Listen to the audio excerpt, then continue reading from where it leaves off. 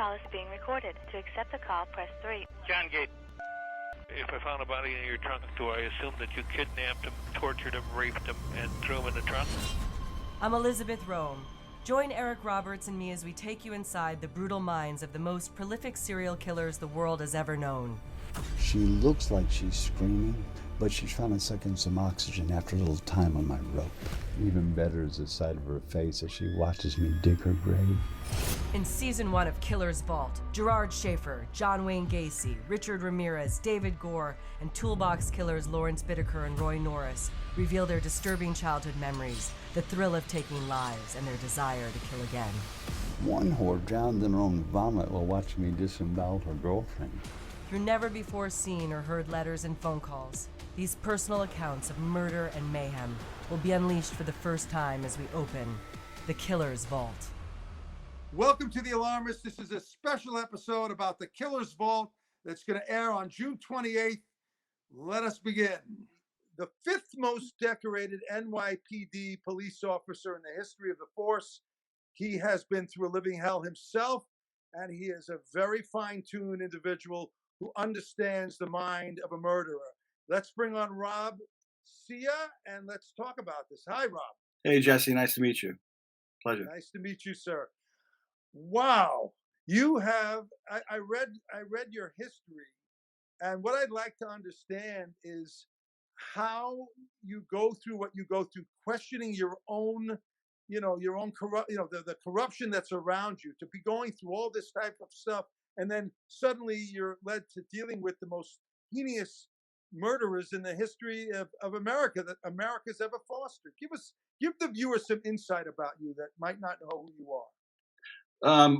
I was an NYPD detective through all of the 80s, and I got off in 1997. I got injured, and I got off the job. And then but I was always interested. I mean, I worked a lot of cases, as you can imagine, throughout the 80s and the 90s. I was in major case narcotics, so we were handling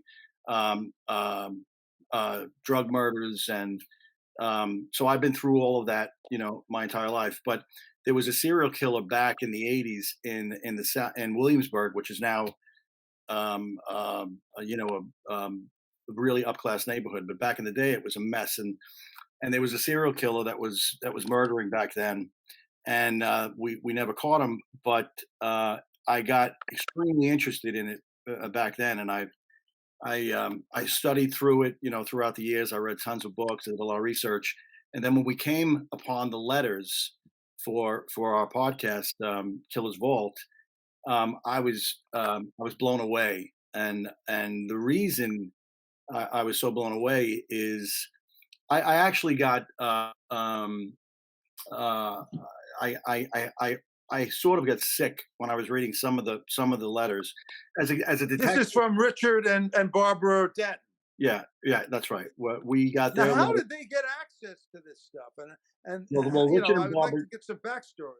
Yeah, Richard and Barbara, they started writing. They started this letter campaign probably back in 90 or 91, something like that, and they continued writing until Richie died, I guess, in 2005, 2006. So as you can imagine, there's thousands of letters that they accrued, and I mean, they right across the board, they contacted most of the serial killers throughout those years and beyond. Schaefer, Bundy, all the way up through the 70s until he passed away.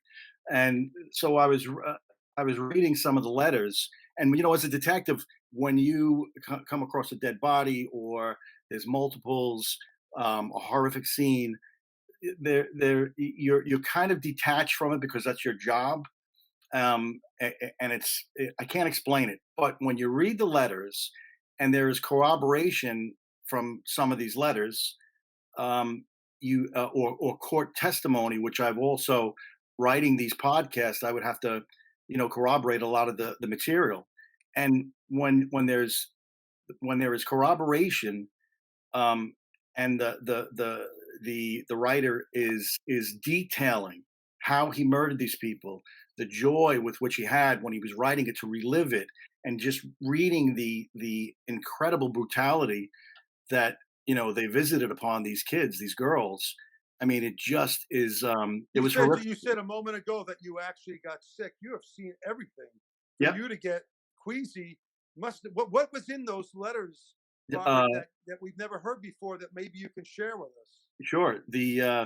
These particular killers were the toolbox killers, and they were active from '79 until from June of '79, and they got caught in October on right after Halloween. And what was their signature and how they murdered people? They were using they would strangulation, but prior to it, they were sadists. So they would torture the girls using commonly found items in a toolbox, and they would do doubles. They would grab two kids, and their whole objective. They met each other in prison, and their objective when they met in prison was, we want to kill every age of the teenage for a teenage girl, 13 through 19. That was their objective when they got out. Once they got out, they both got out within months. They met, they started doing cold runs. They found the place where they were going to do their, the rapes and the murders. And they started abducting girls right out of the van. Some were hitchhikers, some they coerced into the van. And so what were some of the things in the letters that you discovered that we don't know about that maybe you can share that really is kind of mind-boggling?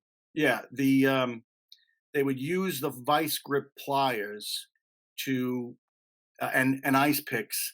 So they would take an ice pick and ram it straight through a breast, and then they would twist it and pull it and rip it out. God. They would use the vice grips to mangle and mash their breasts, their nipples. They would tear them off, and they were taping this on a tape recorder. They filmed all of this? They were taping it, and they were taking photos. Don't forget, this is 1979. So, but long story short, and do you guys have copies of this stuff? Yes. When they were abducted, one of the tapes was found inside the van that they used, which they called the Murder Mac, a GMC van that they both bought for the purpose of committing these crimes. And when the tape was played during the trial, half the courtroom ran out within the first minute because it was so horrific.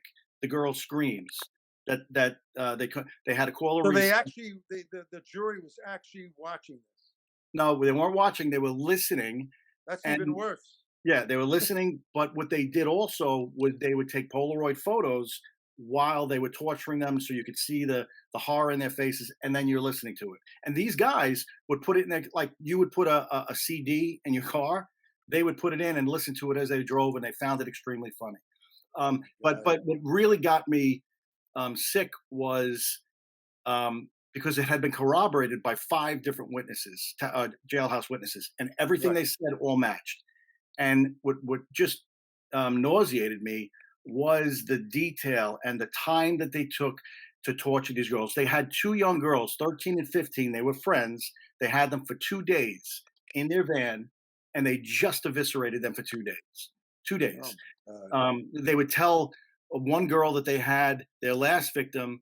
They got her coming out of a church meeting, and they abducted her. They pulled her into the van, drove off, and after hours and hours of torture and rape, she asked them, "Do you mind if I pray before you kill me?" And they just laughed at her. They took a wire hanger, which was their signature. They wrapped it around her neck, and they used the vice grip pliers to twist it and slowly strangulate her. So I've just been informed that we have a special guest. Can you introduce him? Rob Webb is our special guest. And tell us a little bit about him. Rob Webb is an amazing individual. Rob Webb we found Rob Webb through our research. He has been collecting letters from serial killers from probably 1990, and his collection is so interesting and intense because the way that he wrote his letters, he really had a purpose. A lot of folks write letters to it's very surface stuff. But Rob Webb, his letters were he was exploring, and he was also sharing his life with these killers, and I'm sure he'll tell you why. But reading his letters, the responses from the killers, it was very deep, very personal, which allowed us to learn a lot about the killers, but also gave me a lot of insight into how to write their backstories and their stories, their current stories. You're the surprise guest I've been told about. So explain why this is a surprise, which and what you do. Well, I actively and still pursue and collect crime memorabilia. I write individuals that are incarcerated. I have since the early 90s.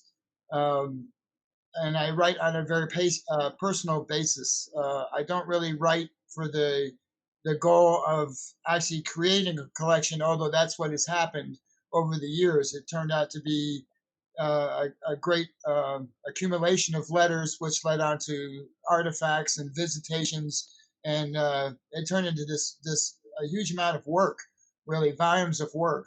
And so you dealt with Richard. You dealt with Richard and Barbara. No, I did not. I actually wrote the same people at the same time. We were able to take our letters, and you can see where they interlap with each other, because he would get a letter one day, I would get a letter the same day, discussing the same subjects. And now, is there anything new that you can tell us in those letters that we've never heard before? And with who John Wayne Gacy seems to be the most fascinated with him. I'm just curious, did you learn anything further about him that you didn't know before? Well, I did when I went to visit him. The visitation is where I started. How did you get access to him, though? How did that happen? Well, back then, visitation was a little bit easier. It wasn't quite as difficult. You didn't have as many hoops to jump through as you do now, although it's still not that difficult. But I had written him for some time, and we developed a relationship. And one of my goals was to meet him. If I'm going to write somebody, well, I wanted to hear his side of the story.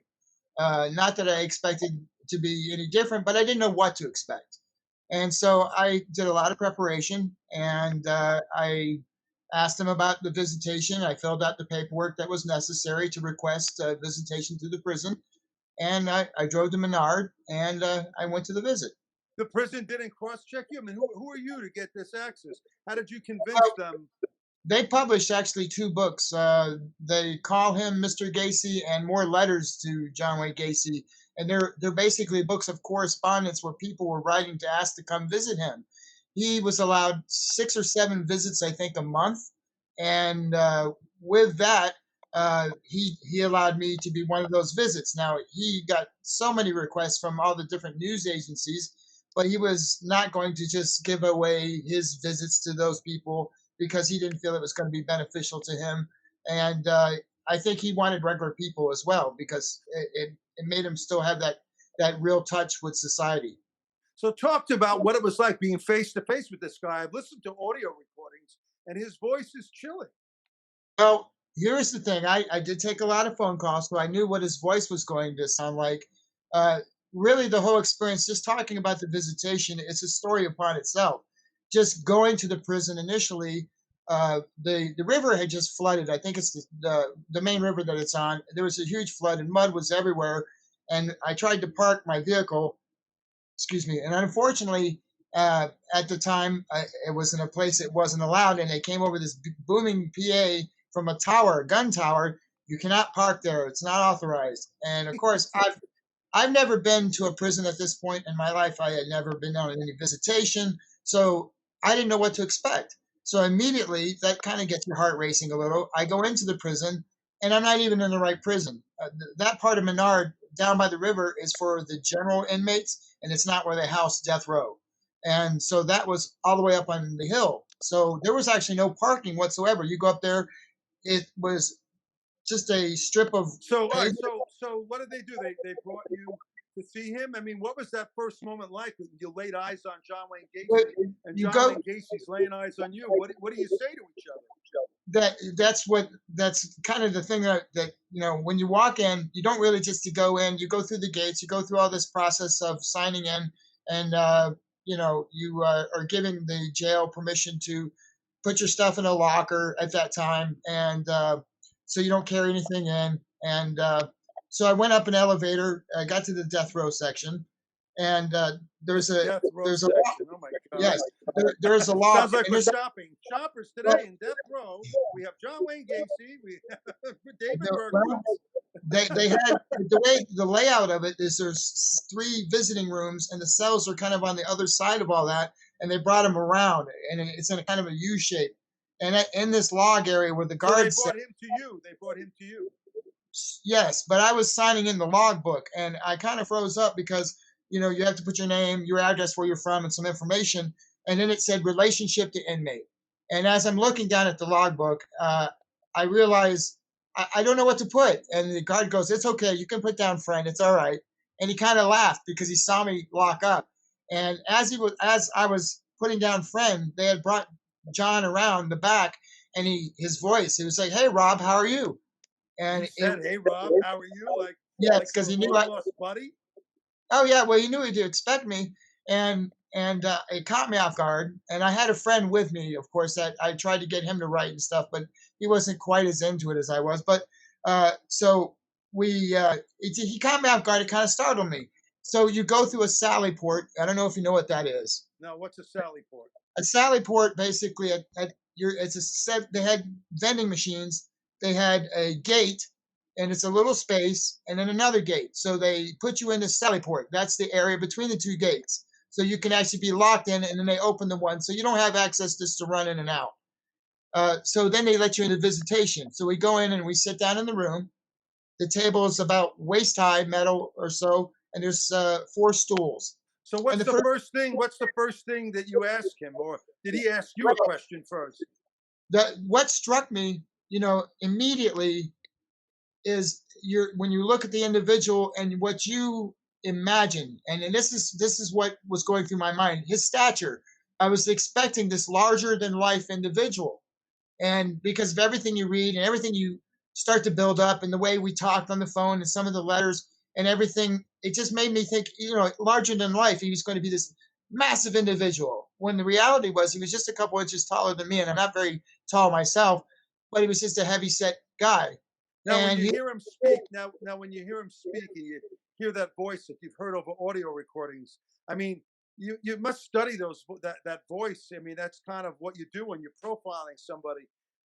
When you hear it on the phone, and then you're hearing it in person, what was the differences that you noticed?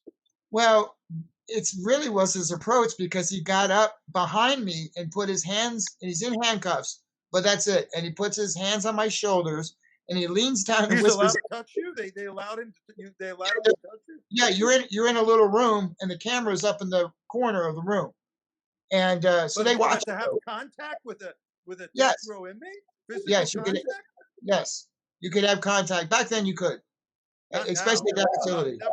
But Never. it depends on the That's facility, I imagine. So how did you feel when you have John Wayne Gacy with his hands cuffed, putting his Well- hands on your back? What, to comfort you? Here's the thing: when you know and you do take the time to research his crimes and his murders, he thrived on reaction. That was one of his things that was very important to him during the times he was torturing people. The reaction and getting that feedback. So exactly is what he was doing to me, was trying to elicit a reaction that may be not so positive, just due to the fact that he wants to make me very nervous or see what he can feel from me. And I knew this, so I just immediately said, if you do that, you're going to lose all the great books I've been sending you. I know I've been sending you all your good reading material. You don't want to lose your reading material. And when he seen he couldn't get that kind of reaction from me. So did you get a little nugget out of him? Something we've never heard before? Can you share it with Oh us? yeah. Well, the one thing he did say though after that, he said, well, he kind of laughed because he didn't get me to react, but he said, yeah, you didn't really do so much, but my daughter brought my future son-in-law in, and you should have seen him when I did that to him. I scared the living shit out of him. And yeah, and So he did got he tell you anything? Did he tell you anything that that's a revelation? most certainly, I think, because I don't know if I would say a revelation, but he never really confessed to a lot of stuff. And I don't talk about the victims in name, but we were, after so many hours and we ate lunch with him, you kind of run out of things to talk about. And so we were just kind of sitting there. You ate lunch with John Wayne Gacy? Yes, because What did actually they serve? he had the nerve to tell the guard, okay, as they put us in the room, he tells the I guard, can't believe my ears that you had lunch with John Wayne Gacy. People brag about having lunch. This is unusual. yeah, so what the death row inmates do is they make deals with the other inmates. So when they get visits, they forfeit their lunch. So we got the other inmates' lunch. So he tells the guard as we go in to sit down, deliver lunch promptly at 11:30. And the guard looks at him and he goes, "Yeah, John, sure, whatever." And that didn't really register with me at the time. Again, not knowing prison, not being in the system, not at that time knowing how things work. Well, it comes every day at 11:30. So he knows this. So it's his way of showing he still has. What did they serve? Do you remember? Do you remember what you? Oh yes, I remember. I remember completely because I just kind of picked at it and I didn't like it. And my friend ate everything because he was starving. And John told him, "Hey, look, you don't have to eat the styrofoam. You're going to get to go home today." You know, he had a great sense of humor. He was really funny.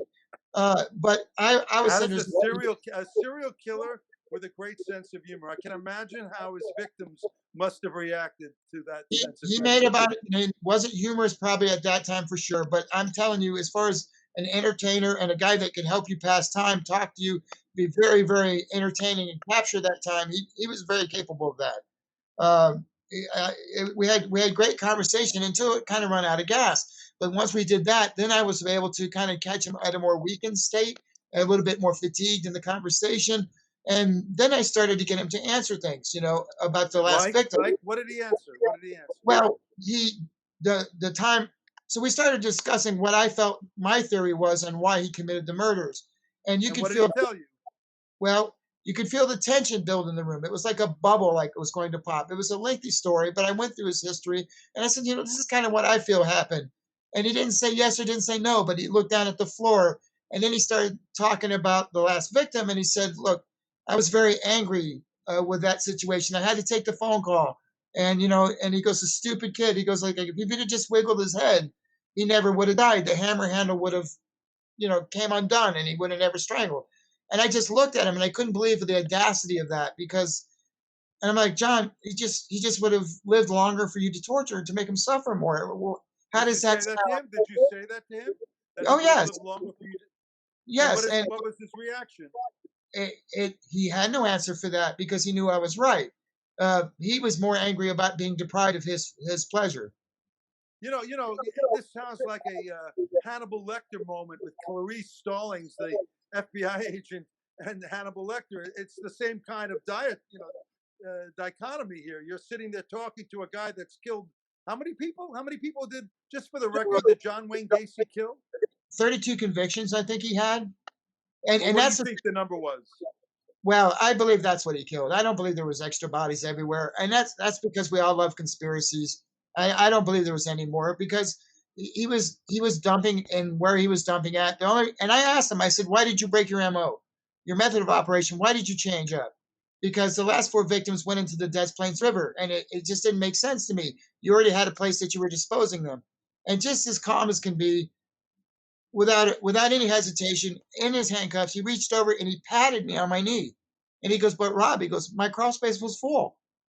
How is this show, because there's a lot of podcasts on this subject, how is this going to be different than all the others? Well, I think what separates this show from the other shows, and I'm a big fan of other podcasts as well, and I actively listen to a lot of different things, is that the source material that we're using to make the show is different and very unique from other shows. That being said, it's from a personal collection. A good portion of it has been mine, of letters and correspondence of 30 plus years. And it's a little bit letters, correct? It's pretty close to that. It stacks. I wouldn't say that wasn't all mine, but it's a pretty big stack of letters. I can tell you that. At one point, I was actively writing 300 different inmates at one time. It's very interesting the fact that Robert, that you, Mr. Webb, that you were able to figure out how to get. Technically, it's what I do as a journalist. The aim is to disarm someone, How did you? How were you able to disarm these notorious, killers? I mean, it's some of the greatest, people I've interviewed in politics. They're pros. They don't allow you to steer any kind of conversation. They're always in control. How did you get that control from someone like John Wayne Gacy or David Berkowitz or someone like that? Explain the process, because that's a pretty big talent to be able to do something like that. Well, I think in my case, it wasn't a matter of me trying to seek control of the conversation. I think the narrative of the conversation was going to go naturally, and that's what my goal was. And by doing so, I wrote about my daily activities, and my letters were quite lengthy. And when I say that, within 7, sometimes maybe even 10 pages over a period of days. So I was actually kind of involving them into day-to-day activities. Now, you have to understand, these people are incarcerated and have been for some time, or are going to be for some time, and those conditions, well, they're starved for normal activities in everyday life. I mean, when I spoke with Gacy during the visitation, I asked him, if there was one thing you could do today, if I could take you out with me when I left, what would you want to do? And he told me he'd want to go bowling and walk on grass barefoot, because he had never felt bad Yes. about that time. Simple pleasures, simple pleasures. Now, what about his fascination with clowns? Did you ever get a chance to talk to him about that? Yeah, Johnny Depp, and remember, it was written about how Johnny Depp and Gacy were communicating, and how they were going back and forth because they were both fascinated with clowns. We all know how Johnny Depp ended up, but I'd like to know, did he ever talk about that with you? we spoke about it, but the clown thing was, again, it was part of his for his behavior, of his desire of wanting attention and being the center of attention. When he was at the hospitals and seeing the sick kids, and the one that was the focus, even though he was the one seeing like I said, seeing the sick children, but still the focus of the event. He was fine with that. When he would not really be so fond of doing the clown stuff is when he had to be a helper, per se, like to keep kids in line for when they had to see Santa Claus or the Easter Bunny or things like that. He really was miserable with stuff like that, because it was all about him. It was all about him getting the attention, truly, in the bottom line. And Now, go ahead, John. what I was going Go to say, ahead, Bob. Jesse, is that they develop such a relationship, and it's invaluable for us and the audience, because John Wayne Gacy is just a born liar. To all the psychologists, the cops, the detectives, everyone he spoke to, he never really told the truth. But when he develops this relationship with Rob Webb over years, they corresponded. Rob Webb was able to break him down and just cut through all of the nonsense, cut through all the Plus, bullshit. he had a plethora of information that he developed over that time. Right. So, Yep. well, yes. So our audience is going to hear those letters that he had with Rob, and just get so much more insight than they would have ever that they could ever get, because of this personal relationship. He was telling him things that he didn't speak with anyone else. And it's real because they've developed this long-term relationship. And Rob has these relationships with so many other killers. I mean, Rob, can you sleep? Do you guys do you ever have nightmares about this stuff? I did for sure. Yeah, I have a daughter, as you can imagine. All right, so you're a parent as well. Are you a parent, Rob? No, I'm not. No, I'm not. Did you ever have sleepless nights? You're talking to these guys, and Not you hear some really. pretty morbid shit. Uh, sometimes I would hear things that were disturbing, but you can turn on the news and hear things that are disturbing just as well. That would bother me just as bad as what I was dealing with when I would write these individuals. So, I mean, if it was going to make me lose sleep, it would be just as bad hearing the news. So I didn't really have a problem with that aspect of it. I was able to kind of put that aside. Uh, I never really wrote about the crimes per se, because I wanted to know more personal things. So I just developed that type of relationship, because everybody else would be writing for the fluff, where and they know what they're getting. They know who wants autographs. They know who wants those type of stories. And I'm more interested in what was it like when they were growing up, and what was important to them, and now that they're incarcerated, what do they hang on to? And I know they don't have a lot to look forward to because of what's going to be their fate. But it's Right. interesting to see the change. And I Jesse, noticed and you have a clown. I noticed you have a clown hanging behind you. Is there any? Was that done on purpose? That's John did that. That's called the skull clown, the one that's over this shoulder, and that was done by John and sent to me. I got it through his art dealer, and it was personalized on the back a couple times, and it's something he did for me at the prison. Doesn't Hey, it freak Jesse, you out a little bit? Go ahead. Go ahead. well, I just want to jump in. What makes Rob really unique, and his letters, and his help on the show, because he's working on the show with us, what makes him it really unique is, and I'm speaking for Rob, and I hope he doesn't mind. Rob was able to get on their level because Rob went through some stuff as a young man, as a child, similar to some of the things that they went through. So Oh, that really? What was that you went through, Robert? Well, I didn't have the greatest childhood, but I won't use that as an excuse for things. But I was not headed down the greatest road, to be honest with you. And Were one you of the reasons, physically abused growing up? yes, and one of the things that the reason that I wrote these people is, being the black sheep in my own family. Uh, I knew that I could write these guys, and I wouldn't be judged, and I didn't judge them either. And I think that came across in my letters, and that was really important. Why were you the black sheep of your own family? What happened to you?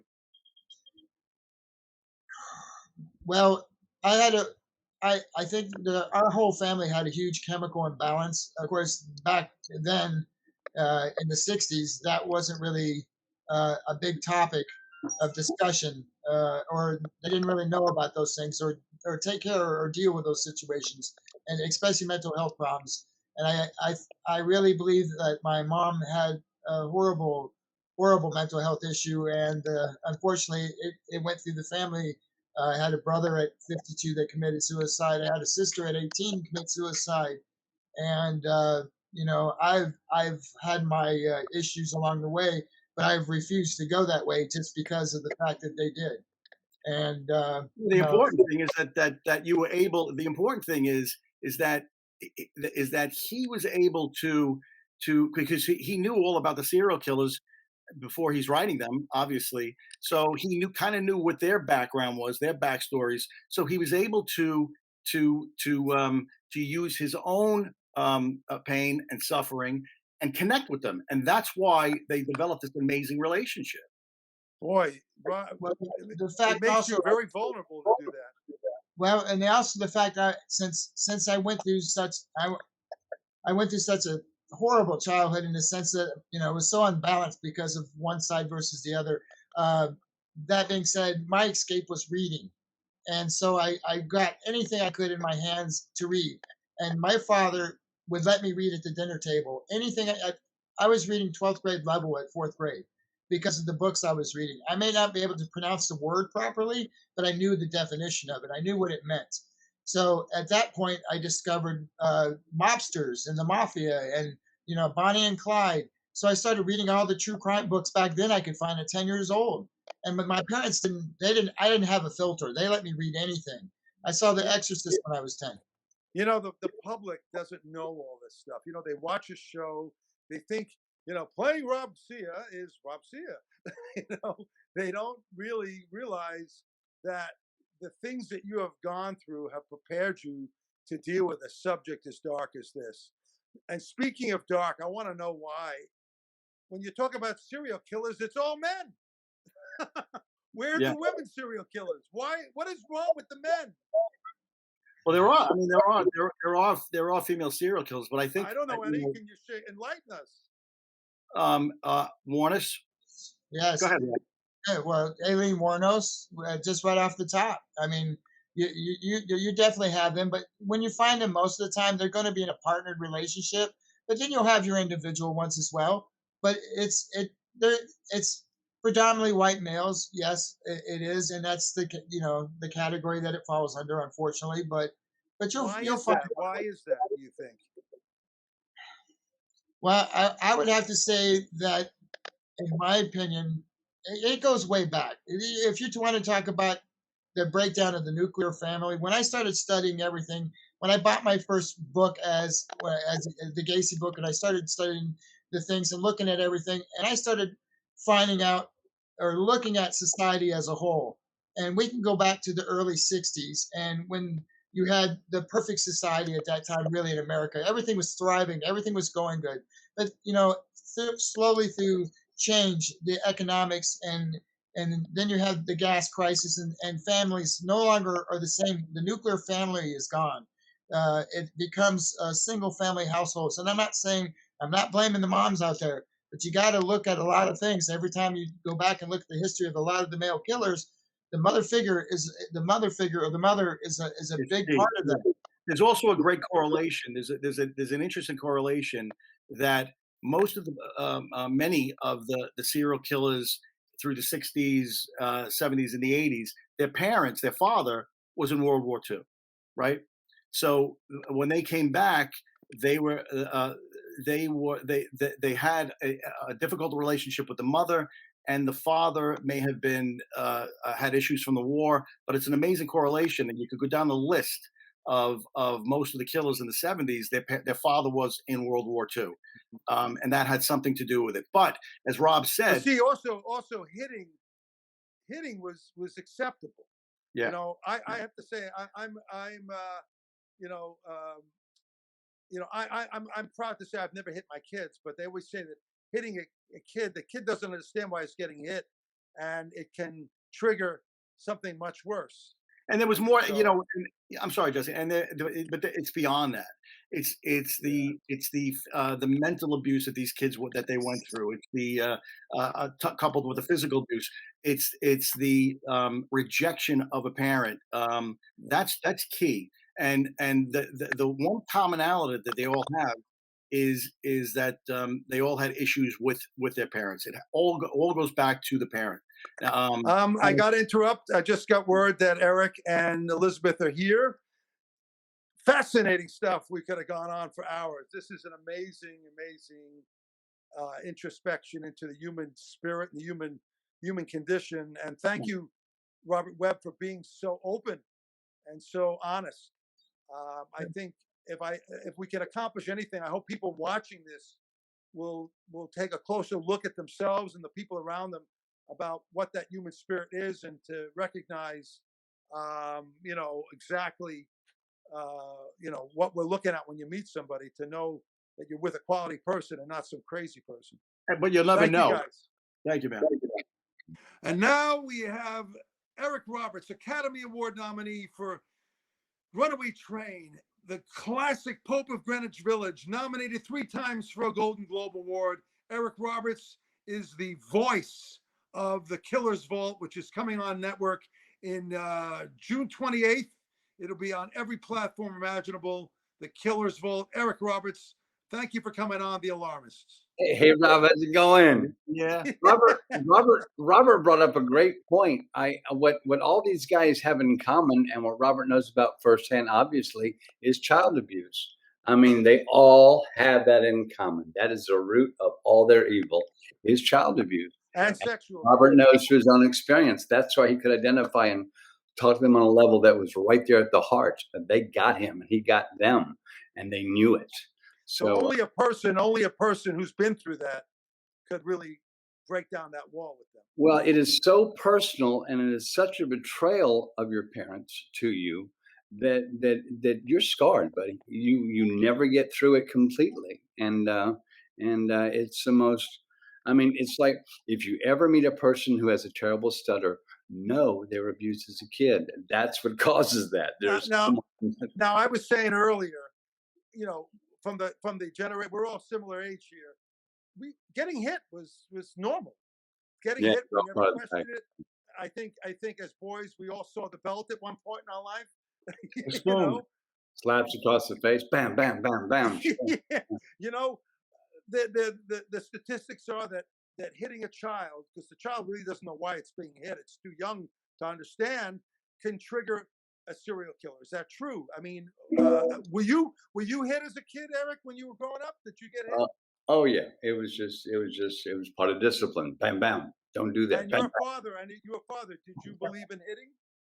Uh, you know what? I have a bunch of siblings and a bunch of children, a bunch of grandchildren who I don't really want to talk about this kind of thing on that kind of personal level about family members because it's only going to No, you cause. don't have to. Don't mention any. So Mention don't any put me on the family spot members, about but that specifically.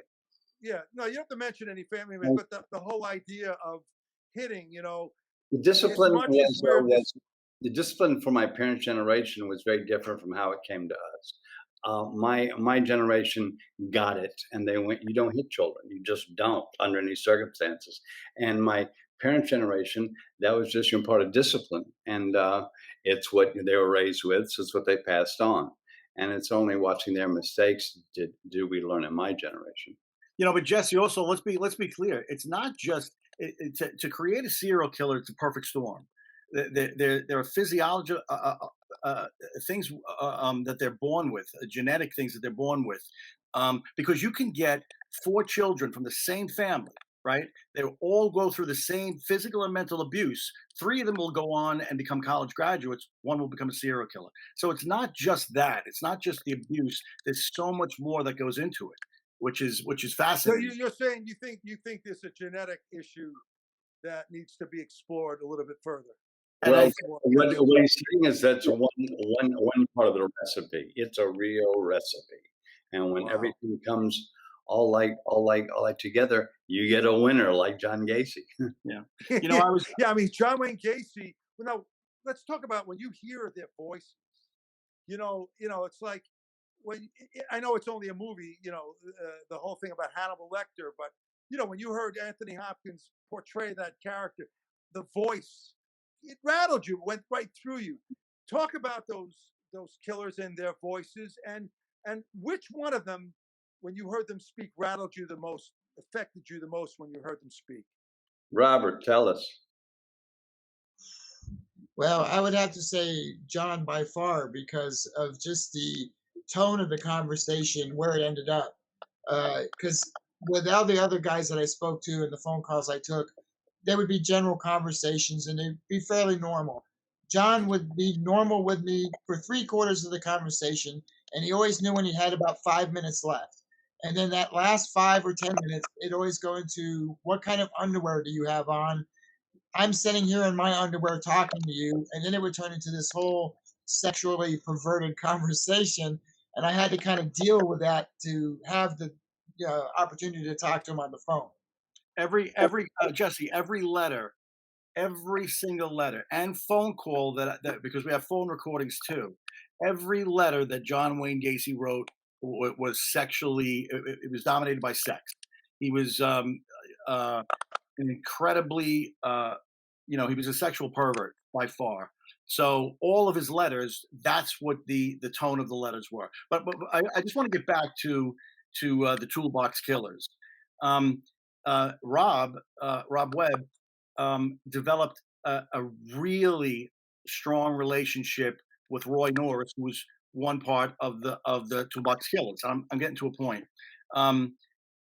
While I'm writing the scripts for the podcast, he went through pretty much a neglected, pretty bad childhood. He was in and out of Bureau of Child Welfare, in and out of foster homes. His parents were very clear to him he was unloved. Yet when I read the brutality that he did to these women, I could have left out the issues that he went through at childhood, and that would make him that much more of a heinous individual. But I just felt that and I don't think, again, kids go through the same thing, but they don't become serial killers, serial rapists, serial sadistics. He did.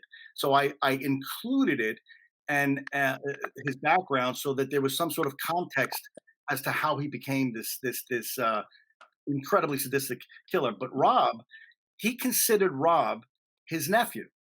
A number of them did. He was my big brother, kind of. That was Shawcross that wrote me as his nephew. Shawcross used to speak, and I apologize to correct you, but Shawcross used to write me, and everything was like, "Hey, how you doing, my nephew?" Because that's the way he looked at me, as he was my uncle. That's the way we kind of wrote. With Roy, Roy was definitely like my big brother. There's no question. And John tried to be a father figure. Oh my God. Incredible. It's so absurd. I mean, when you hear all this stuff, I mean, But the now things I have to ask you, Eric, because we're not living in a balanced world, and as we've seen over the last couple of years, there's a lot of crazy people out there. Are you worried? Are you taking extra precautions for your safety, your family's safety, because you don't know whose interest you're going to pick out there. You don't know if there's a serial killer that's going to watch this. I mean, you're a high-profile name. How do you take precautions to protect yourself to make sure that you don't have any repercussions from doing a show like this? I've already had about a dozen stalkers, and we've had to talk with the FBI about them every time, and we have to deal with it like grown-ups. You have to take it very seriously.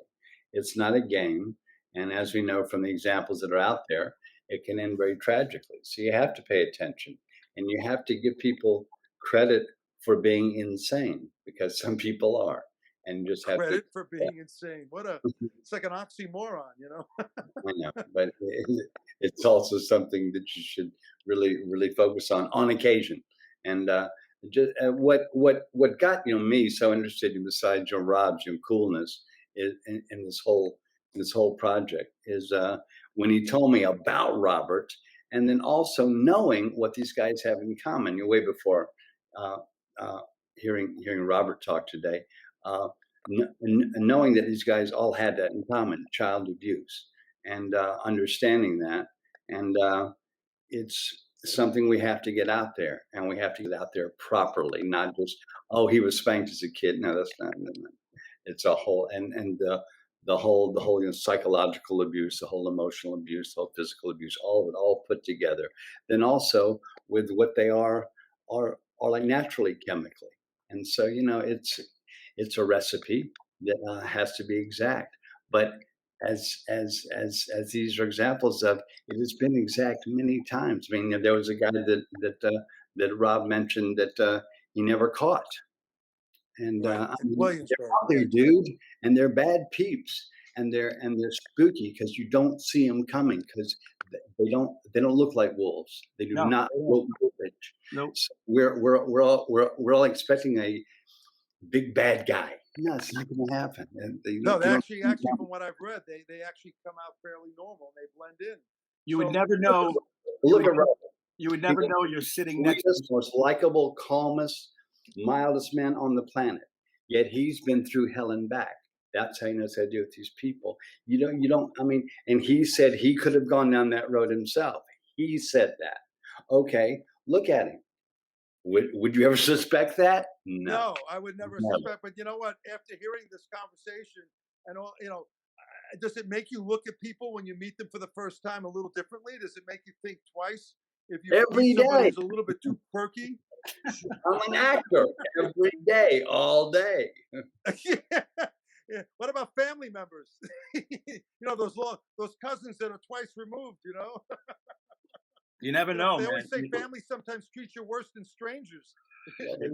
You just never know. I mean, you look at Gary Ridgway. A good example. Gary Ridgway would keep his 3-year-old son or 2-year-old child in the backseat of his car to lower the sort of fear level. So a prostitute would come over to the car. She'd see the kid in the car, and she said, "Okay, he's safe." The moment she got into the car, she was his. So it's just incredible the ruses that these guys, and they're brilliant.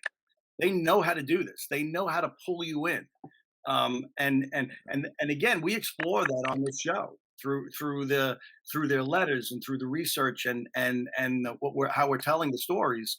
We're able to sort of extrapolate, how these killers with their signatures and their MOs were. And the story. How does it come up with the name The Killer's Vault? Is by Robert being able to honestly do this in a way that nobody else could have done this because of what he knows. Yeah, it's cool, man. Thank you, man. It's Killer's Vault. it gives you a psychological profile we would never get. It's also, shows reflect the sign of the times. The fact that we're so fascinated by serial killers, the fact that you could do a show like this is a reflection on what's going on in our country right now, maybe the world. Yeah, exactly. Yeah. What do you want people to take away from this, Eric? I mean, what do you want the viewer to walk away with?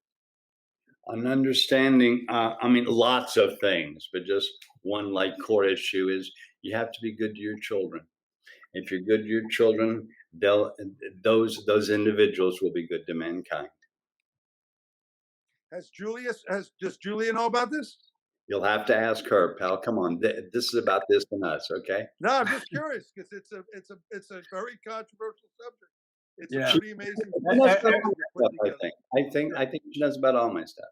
Yeah, everybody's going to know about this. It's because, again, it's so unique because we've got these letters that no one has ever heard before, really inside their mind and what they're thinking, and again, it's because of these relationships that Rob has developed and created.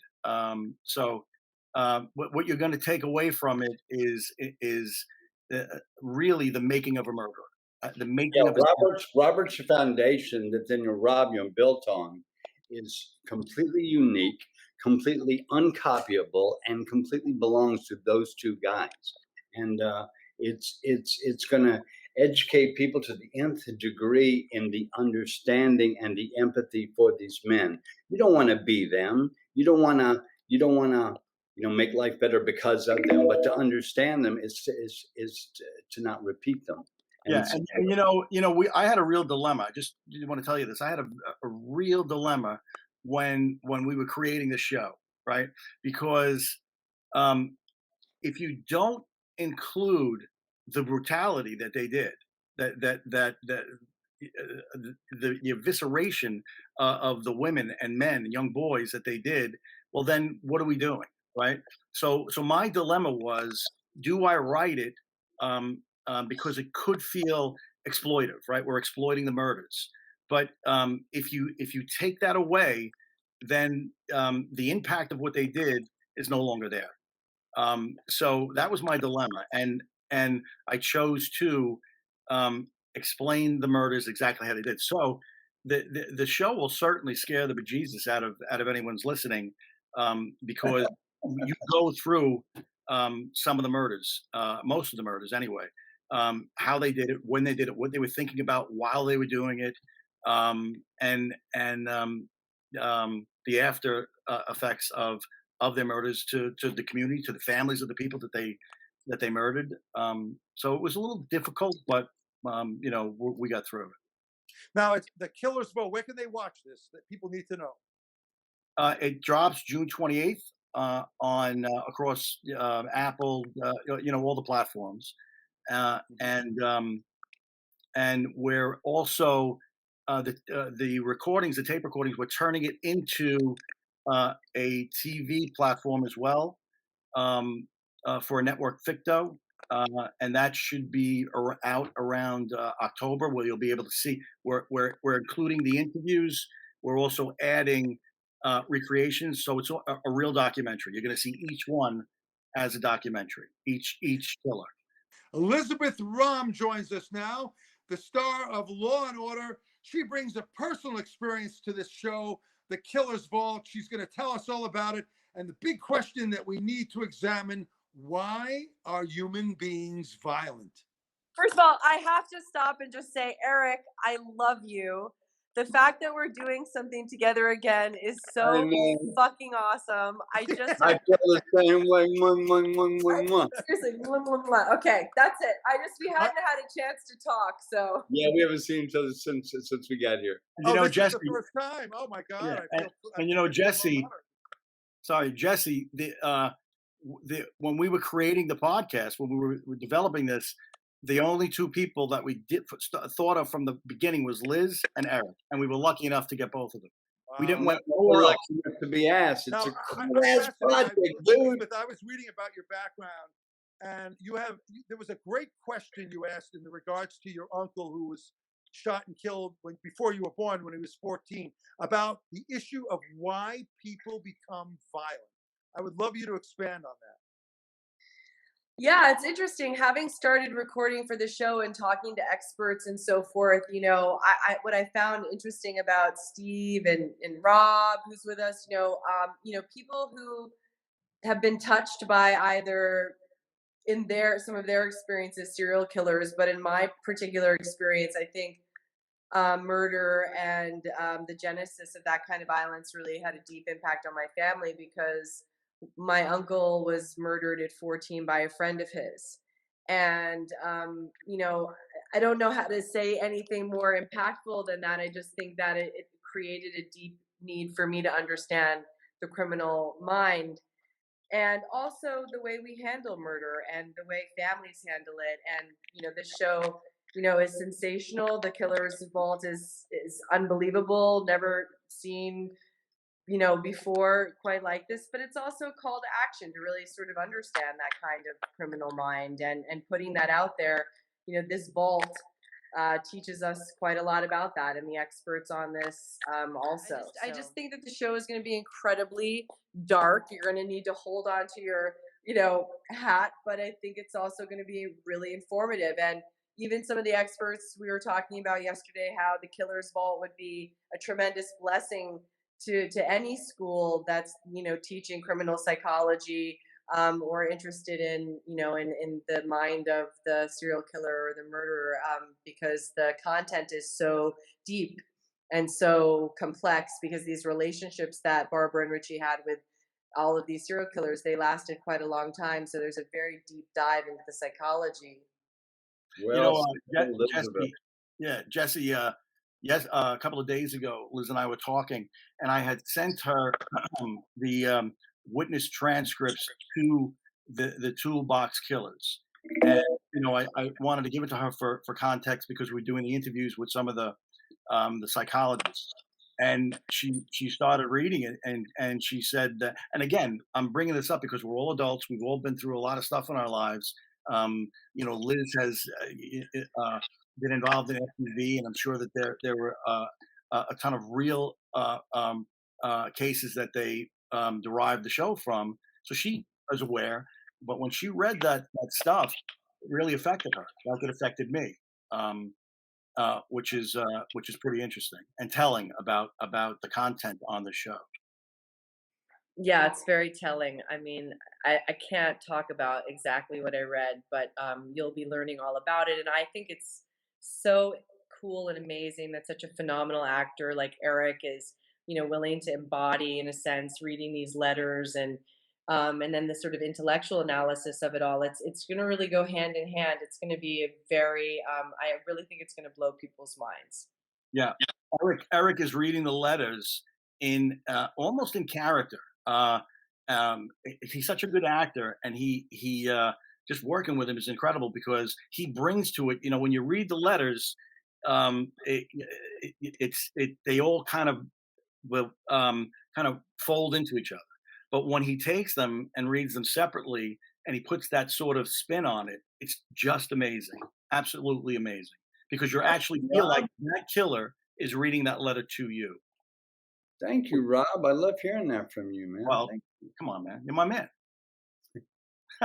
Well, but it doesn't surprise me, having made 2 movies with Eric. I mean, I was a fan way before I ever had the privilege of working with him as an actress, and love his wife, and just really such a fan. And then getting to make 2 movies with him, and then seeing what he's brought to recording, because of the sizzle that I heard, and just, I think it's going to really be shocking. It's very bold. I think it's very brave, this show. And I don't think people have ever heard to the degree about these particular serial killers as we're presenting from these letters.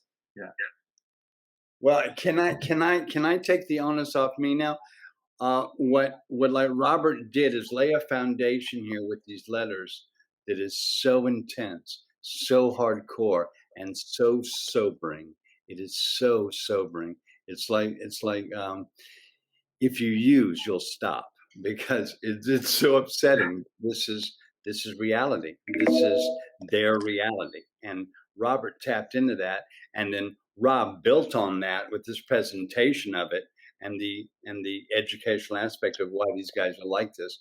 It is the most moving, disturbing, and uncomfortably educational thing I've ever participated in, except there is the best docudrama ever made called Star 80 that Bob Fosse did. It's kind of the same difference. It's so accurately, unfortunately sad, but it's educational as can be.